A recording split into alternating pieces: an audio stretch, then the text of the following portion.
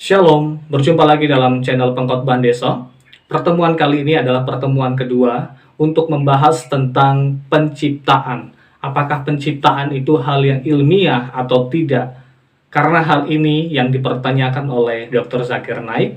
Mari kita lihat video cuplikannya dari Dr. Zakir Naik, di mana ia mengatakan bahwa Alkitab bukanlah Alkitab yang ilmiah, secara khusus ketika dia menjelaskan tentang proses penciptaan. Mari kita saksikan bersama-sama videonya.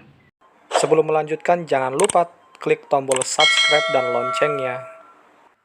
Bagaimana mungkin penyebab cahaya diciptakan pada hari keempat, sementara cahaya muncul pada hari pertama? Ini sangat tidak masuk akal. Lebih lanjut, kata Injil Kitab Kejadian 1, ayat 9-13, bumi diciptakan pada hari ketiga. Bagaimana mungkin ada malam dan siang tanpa bumi? Hari didasarkan pada rotasi bumi. Tanpa diciptakannya bumi, bagaimana bisa ada siang dan malam? Bapak, Ibu, Saudara-saudari yang dikasihi Tuhan, bagaimana kita memahami penciptaan terang ini? Mari kita lihat jawaban untuk kita membangun sebuah argumen pada poin yang kedua ini, yaitu kita akan menjawab dalam kacamata sejarah penulisan kitab suci, dan kita akan merefleksikan hal ini dalam kehidupan masa kita sekarang. Kalau kita melihat Alkitab adalah perkataan Allah kepada manusia yang memiliki kesatuan dalam pesannya, walaupun dapat berbeda-beda dalam cara mengkomunikasikannya. Firman Allah adalah sebuah kumpulan kitab yang berbagai macam latar belakang penulis. Firman Allah ditulis dalam berbagai periode panjang lebih dari 1000 tahun, yang menggunakan beraneka ragam tipe atau jenis sastra kuno tertentu. Jadi ketika kita melihat Alkitab, kita pun harus melihat secara latar belakang penulisan budaya pada masa itu. Begitu juga dengan kitab Kejadian. Ketika kita membaca kitab Kejadian, mari belajar untuk melihat dan membacanya dalam kerangka berpikir seperti orang-orang pada zaman Israel kuno. Alkitab ditulis kepada orang-orang zaman itu dengan cara berpikir pada masa itu, di tengah kebiasaan-kebiasaan dan budaya pada masa itu.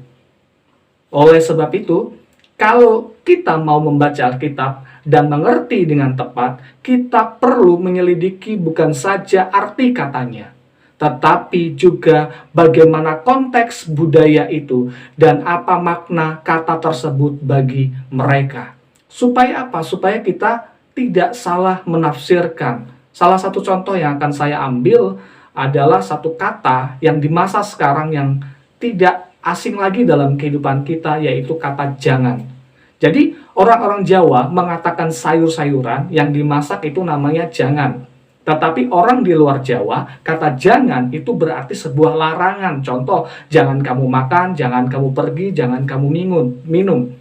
Tetapi bagi orang Jawa, ketika konteksnya sedang di meja makan bersama, maka orang Jawa akan berkata, ini jangan dimakan. Yang memiliki arti anjuran untuk kita memakan sayuran yang telah dihidangkan. Tetapi tidak bagi orang yang tidak mengerti makna dari kata jangan itu. Sehingga orang yang tidak mengerti bisa mengambil kesimpulan bahwa hal itu berarti dilarang untuk kita memakannya. Begitu juga untuk memahami Alkitab. Kita tidak bisa lepas dari kebiasaan dan budaya pada zaman itu. Karena ini sangat penting untuk memahami kata yang digunakannya. Oleh karena itulah, untuk mengerti Alkitab bukan cuma bisa menerjemahkan bahasa dari bahasa asli ke dalam bahasa kita sekarang, tetapi juga menerjemahkan budaya di balik bahasa tersebut. Ketika kita menerjemahkannya, kita dapat menemukan pengertian yang sesuai dengan konteks masa lalu dan ditarik kepada masa sekarang untuk kita memahami terjemahan itu sendiri. Ini yang harus kita pahami sebelum kita menerjemahkan apa yang dimaksud di dalam kata di bagian Alkitab yang sedang kita selidiki itu. Lantas, apa makna terang yang diciptakan Tuhan itu? Ketika ingin memaknai kata terang yang diciptakan Allah, jangan berfokus pada hal wujud fisik, tetapi fungsi Memang secara ilmiah, terang adalah sebuah materi yang berupa partikel-partikel foton. Jadi sangat normal orang masa kini menganggap apa yang dilakukan Allah berbicara tentang suatu materi. Namun, jika kembali pada masa Israel kuno, apakah mereka mengerti dengan istilah ini? Apakah Musa bermaksud mengajarkan tentang ilmu pengetahuan pada masa itu? Mengajarkan tentang partikel-partikel foton pada masa itu? Tentu tidak. Orang masa itu ketika berbicara tentang terang, itu berarti berbicara tentang keadaan atau kondisi. Bukan berbicara tentang terang yang berbentuk fisik, matahari, seperti tidak. Tetapi berbicara tentang keadaan dan kondisi. Oleh karena itulah ketika Allah menciptakan terang, dan dilihatnya terang itu baik, maka ia menamakan terang itu siang. Mengapa demikian? Karena terang berbicara tentang keadaan atau kondisi.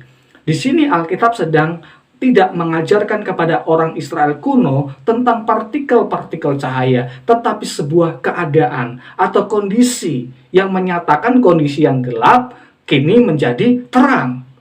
Yang dari gelap gulita, Allah memanggil terang, dan terang itu dinamai siang, dan gelap itu dinamai malam. Ini berbicara tentang kondisi, bukan sebuah ilmu pengetahuan tentang partikel-partikel cahaya. Perhatikan, ketika terang itu diciptakan, ada sebuah tujuan yang Allah kerjakan, yaitu apa? Memisahkan terang dan gelap. Menamai terang itu siang, dan gelap itu malam. Inilah hikmat Allah yang bijaksana, yang menciptakan waktu sedemikian rupa yang dimulai dari diciptakannya terang sebagai fungsi pembeda sebuah keadaan yang gelap. Dalam bayangan orang masa itu, yang perlu saya tekankan bahwa kondisi sebelum penciptaan adalah kegelapan. Bukan cuma air saja, tetapi juga gelap gulita menutupi samudra raya. Kemudian Allah menciptakan terang itu, lalu memisahkan terang dari gelap, menamakan yang satu sebagai siang dan yang lain sebagai malam. Dengan demikian, inilah momen dimulainya waktu. Dan dari malam menjadi pagi. Ini suatu tindakan kreasional, tetapi juga hal yang ditekankan bukan pada pengadaan terang itu sendiri, melainkan penciptaan fungsi dari terang itu. Dengan demikian, inilah momen dimulainya waktu. Dari malam menjadi pagi, suatu tindakan kreasional, tapi tekanannya bukan pada pengadaan terang, melainkan penciptaan fungsi dari terang itu, yaitu untuk memberikan tanda dalam hal waktu. Jadi jika dilihat dari kronologi penciptaan, ini bukan hal yang salah. Oleh karena itulah ketika di hari keempat Allah menciptakan benda-benda penerang yang berfungsi untuk mengatur waktu yang telah tercipta ketika Allah menciptakan terang. Ketika menciptakan di hari pertama, Allah lah yang memisahkan siang dan malam. Tetapi di hari keempat, ini Allah memberikan fungsi kepada benda-benda penerang untuk memisahkan terang dan gelap. Maka dari itu, pahamilah proses penciptaan dari kacamata fungsional juga, bukan hanya bersifat materi. Demikianlah penjabaran yang dapat saya bagikan. Kiranya Tuhan Yesus memberkati kita semuanya. Amin.